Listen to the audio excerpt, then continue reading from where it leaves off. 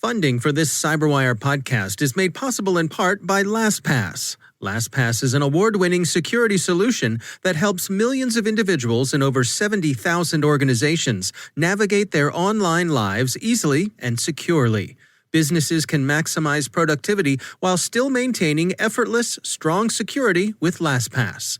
LastPass can minimize risk and give your IT team a breakthrough integrated single sign-on, password management, and multi-factor authentication solution.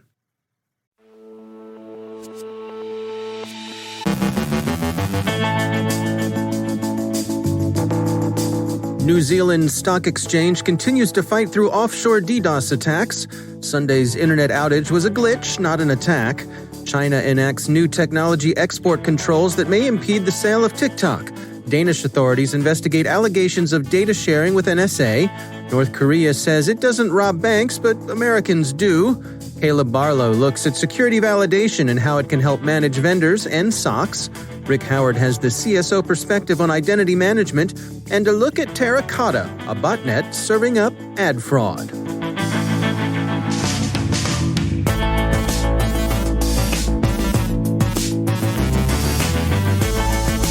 From the Cyberwire studios at Data Tribe, I'm Dave Bittner with your Cyberwire summary for Monday, August 31st, 2020.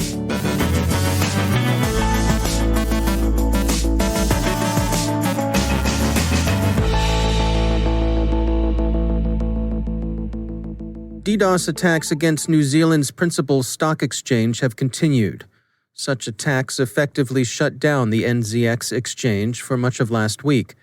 Distributed denial-of-service attacks have continued into this week. Reuters reports, however, that NZX has resumed trading after arriving at an agreement with the Financial Markets Authority to use alternative ways of releasing market announcements. According to Reseller News, NZX has brought in DDoS mitigation shop Akamai to help control the effects of further attacks. MENAFN says that New Zealand's Government Communications Security Bureau, the GCS, has been called in to help investigate. GCS has issued a general warning to New Zealand businesses that they ought to be ready for further cyber attacks. No one has a good read on who's responsible for the attacks. Stuff says the GCS has no significant leads on who may be responsible for it, although press reporting has coincidentally said that the attacks came from somewhere offshore. A major internet outage yesterday, which was said by ZDNet to have affected some 3% of traffic worldwide, was not the result of a cyber attack. Instead, it seems to have originated with a misconfigured FlowSpec rule at a CenturyLink data center in Mississauga, Ontario. The problem appears to have been contained, and while CenturyLink continues its investigation, DDoS protection shop Cloudflare has offered a timeline and some well-informed speculation about the origins of the outage. They say it took about 4 hours to resolve the problem after it was detected. Forbes puts the duration of the outage at half a day. In any case, service was restored Sunday. China has enacted new export controls on artificial intelligence technology that the Nikkei Asian Review sees as likely to derail any acquisition of TikTok assets by U.S. corporate suitors. The new restrictions, which the Wall Street Journal reports Beijing announced Friday, cover such technologies as text analysis, content recommendation, speech modeling, and voice recognition. ByteDance, TikTok's corporate parent, quickly said that it was aware of and fully intended to comply with the new restrictions. Reuters says that Danish authorities are investigating the country's Defense Intelligence Service following allegations that the service shared Danish citizens' data with the U.S. NSA. The Danish government has said little, beyond stating that its investigation represented follow-up to a whistleblower's complaint. Remember last week's discussion by U.S. agencies in which CISA, NSA, and FBI outlined their reasons for pinning a wave of cyber bank robberies on North Korea's hidden Cobra group, specifically on the group called the Beagle Boys? It is, of course, a DPRK government threat group that seeks to redress the country's chronic financial shortfalls through direct theft. Anyway, on Saturday, North Korea's foreign minister denounced the United States as a mastermind of cybercrime and said that Pyongyang wasn't stealing, but that Washington was. In particular, the DPRK Foreign Ministry says that the Americans are the ones who've been guilty of robbing banks and doing other stuff like that to the world financial system. Korea Jungang Daily, a legitimate news organization and not a North Korean mouthpiece, quotes, with what we imagine must be a straight face, Pyongyang's National Coordination Committee for Anti-Money Laundering and Countering the Financing of Terrorism, as describing the country's consistent position as one of opposing every form and shape of criminal acts in cyberspace, and the integrated and that consolidated legal and institutional mechanisms are put in place in our country in order to prevent and eradicate cybercrime of all forms and manifestations. So there. And finally, ZDNet reports that Google has removed an undisclosed number of ad fraud apps being spread by Terracotta, a botnet discovered by bot-hunting security firm White Ops. Terracotta uploaded apps on the Google Play Store. The apps promised free stuff to users who installed the applications on their devices. So what kind of free stuff? Shoes, sneakers, and boots were the most common fish bait, but Terracotta, which White Ops says they began tracking late last year, sometimes offered tickets, coupons, and expensive dental treatments. Dental treatments are surprising, aren't they? If we were going for tooth implants, veneers, or tooth whitening, the Play Store wouldn't be our first stop. But then dental plans evidently differ. Once you were incautious to download the proffered app, you would have been asked to wait 2 weeks to receive your new kicks or your coupon for a free gum scraping. Of course, these don't materialize. What did materialize was WebView, which ZDNet describes as a stripped-down version of Chrome. WebView would run quietly and continuously in the background, racking up bogus page views to pull in money for worthless ad impressions. At the end of 2 weeks, it's hasta la vista and seek elsewhither for periodontist treatments or those Demonia men's ankle boots you were jonesing for. Of course, by then, Terracotta has made its masters their money. Why should users care? Well, not you, of course. We mean the selfish users without either public spirit or fellow feeling, who don't care who gets stuck as long as it's not them. Those guys. Well, there are several reasons. For one, it drains batteries. For another, it eats up the user's mobile bandwidth. So before you hit the Play Store, you may just want to check your dental plan.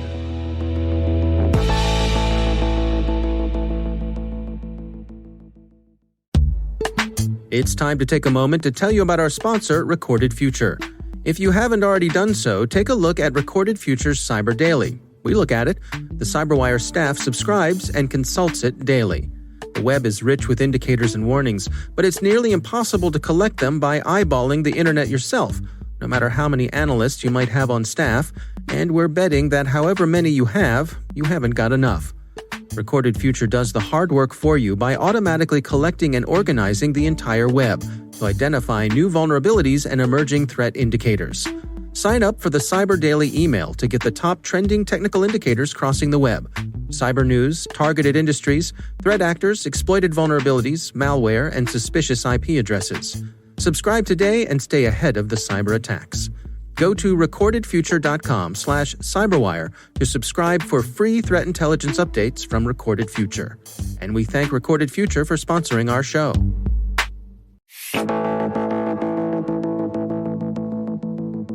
And joining us once again is Rick Howard. He is the Cyberwire's chief analyst, also our chief security officer. Rick, it's great to have you back. On CSO Perspectives this week, you are tackling identity management. This is something that I can't say I'm an expert in. This is one of my weak points. And so what I do when I try to learn something new, I try to figure out the history of it, is figure out how we got to where we are today. And turns out that the history of identity management is fascinating and convoluted and full of internet drama, which I just love. All right, well, take us through some of it. All right, so the first part is we get passwords in 1960. The guy that invents the use of passwords is a famous founding father for computer science and the internet. His name is Dr. Fernando Corbato, and I always mispronounce it. But he's the guy that decides that we're going to use passwords to log into systems. He's also famous for inventing time sharing, if you remember that back in the day. Before time sharing, it was all batch processing. And he was responsible for coming up with the original Multics operating system. This is a failed experiment to build a better operating system, but it turned into Unix. So the things they learned at Multics made Unix what it is today. Okay, but Dr. Corbato, right, he invents passwords and thus gives bad guys a never-ending list of things to go after to. So, in fairness to him, though, okay, the weakness of passwords didn't really show up for like 30 years, and when the internet started getting humming. All right, so anyway, passwords, 1960s. We get access control lists in the 70s and 80s. We get MIT inventing Kerberos, okay, which is an authentication system in the late 80s. And LDAP in the early 90s, and then Microsoft decides to combine LDAP and Kerberos into their famous Active Directory, which still exists today. It's just one of the most used kind of systems altogether. And then after that, we get two authentication and identification processes. One is SAML, and the other one is OpenID combined with OAuth, right? And that's where the internet drama is. I'm not going to talk about it today. You should listen to the episode to figure it out.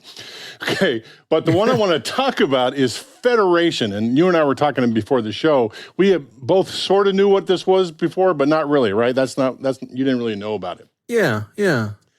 So federation is this idea that you're going to have a partnership with authentication and identity. So here's Helen Patton. She's the CISO for Ohio State University. She's going to explain it to us. One of the things I really like about being in higher ed, there's always been a need for researchers from different institutions to be able to collaborate. So we've always had federated identity. Well, not always. We've worked early on having federated identity management options.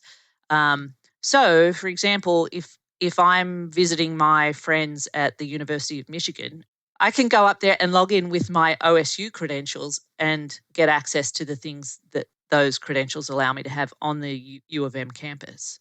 Whether or not you're authorized to get into an application still happens at the local level, but the identification of who you are is federated. It's interesting, but okay, so you got federation. What does that do for you in terms of granularity? Yeah, exactly, right? It's the way I look at it is it's kind of the associative property for zero trust, okay, or for just trust. Because essentially, if Ohio State University trusts the University of Michigan and Ohio State University trusts Helen, that means by default, the University of Michigan trusts Helen. So that's all fine and great, but the granularity there is not that fantastic. She either gets all or nothing. There is not a whole lot of in between. The good news is, okay, that the local administrators of the campus or the networks, they do grant control to those individuals. So there is some, but it is not a perfect solution. All right. Well, looking forward to this one. It's identity management over on CSO Perspectives. You can check that out on our website, thecyberwire.com. It's part of Cyberwire Pro. Rick Howard, thanks for joining us. Thank you, sir.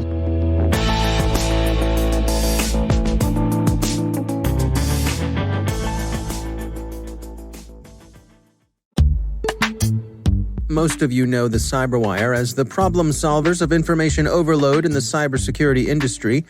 We do this by providing concise news and analysis you can rely on to stay informed and save you time. Well, I'm here to tell you more about our premium service, Cyberwire Pro. It'll give you access to even more content that is sure to enrich your understanding of key issues and trends in the cybersecurity space.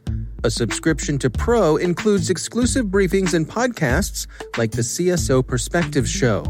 You'll also get extended interviews, participation in quarterly analyst calls, spoken editions of our briefings, and much, much more. Finally, to top it all off, we're currently providing subscription discounts to students, military, enterprises, and academic institutions. Learn more about these features and discounts and become a member of the Pro family by visiting thecyberwire.com/pro. That's thecyberwire.com/pro.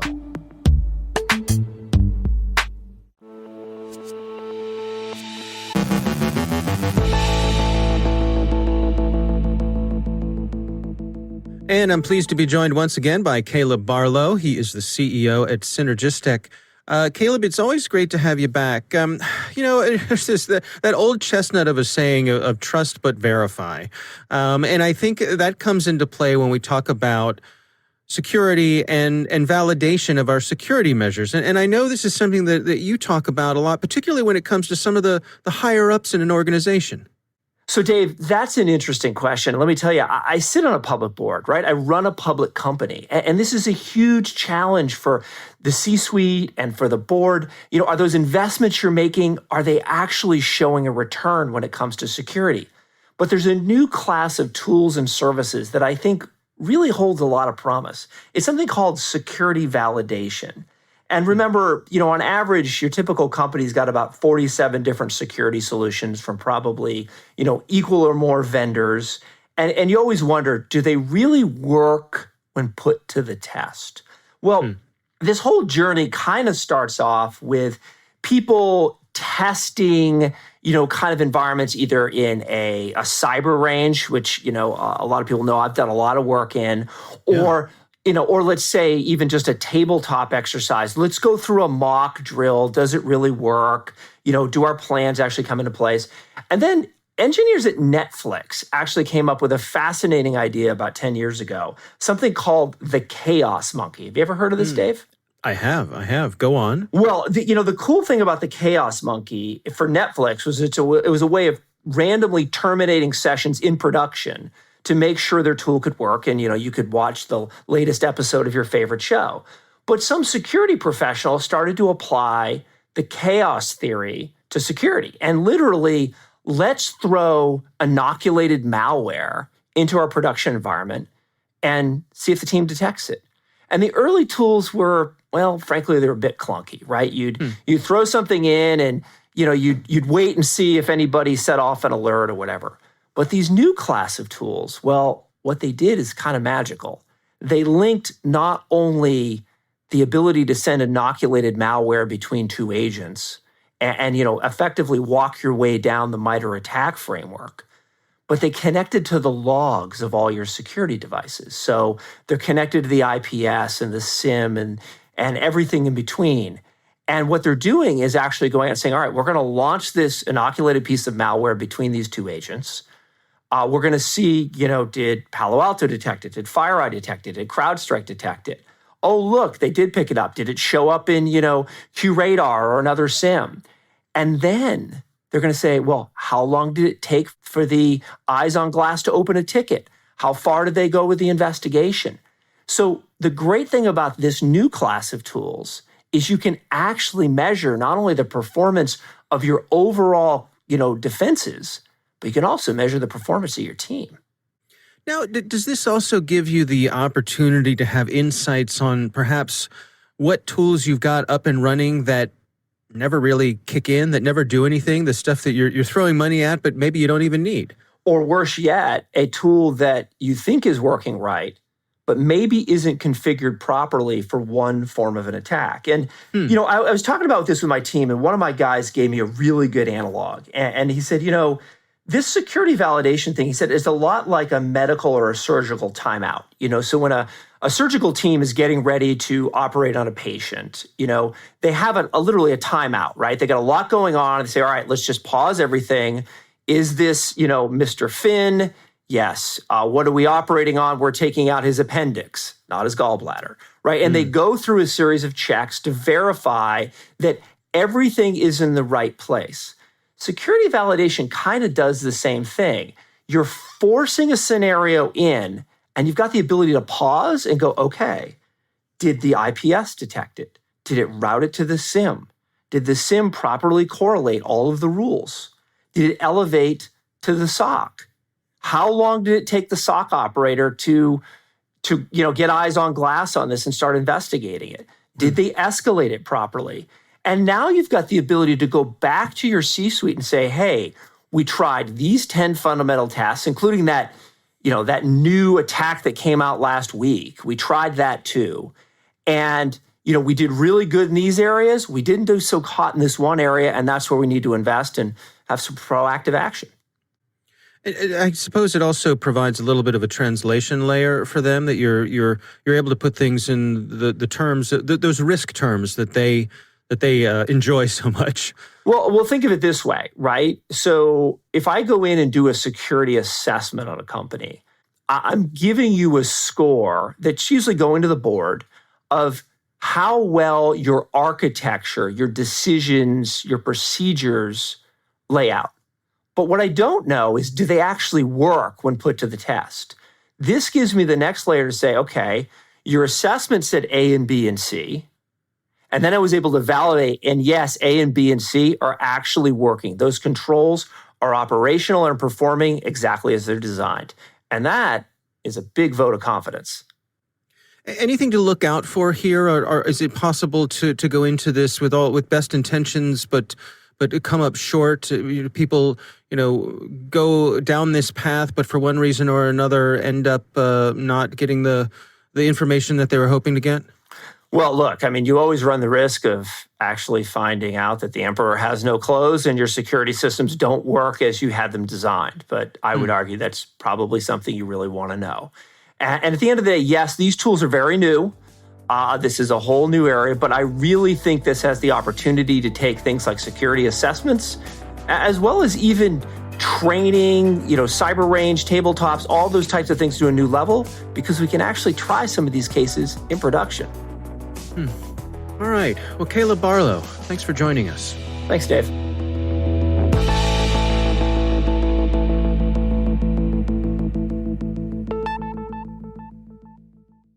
Thanks to all of our sponsors for making the Cyberwire possible, especially our supporting sponsor, Proofpoint's Observit, the leading people-centric insider threat management solution. Learn more at observit.com.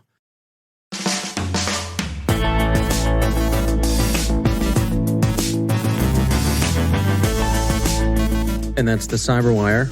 For links to all of today's stories, check out our daily briefing at thecyberwire.com. And for professionals and cybersecurity leaders who want to stay abreast of this rapidly evolving field, sign up for Cyberwire Pro. It'll save you time, keep you informed, and it won't leave you stranded by the side of the road. Listen for us on your Alexa smart speaker, too. The Cyberwire podcast is proudly produced in Maryland out of the startup studios of Data Tribe, where they're co-building the next generation of cybersecurity teams and technologies. Our amazing Cyberwire team is Elliot Peltzman, Puru Prakash, Stefan Vaziri, Kelsey Bond, Tim Nodar, Joe Kerrigan, Carol Terrio, Ben Yellen, Nick Valecki, Gina Johnson, Bennett Moe, Chris Russell, John Petrick, Jennifer Iben, Rick Howard, Peter Kilpie, and I'm Dave Bittner. Thanks for listening. We'll see you back here tomorrow.